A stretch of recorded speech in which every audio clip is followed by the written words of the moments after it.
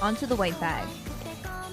This girl gives me a tea party vibe, so I got this tea set to kind of go with that.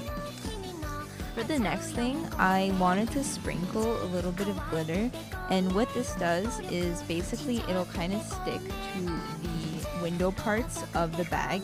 I actually wanted to add some cherry blossoms on the floor underneath her because I thought that that would really match her dress and her hair. And for the final touch, the lights. These look super cool. I am really satisfied with the results. What do you guys think?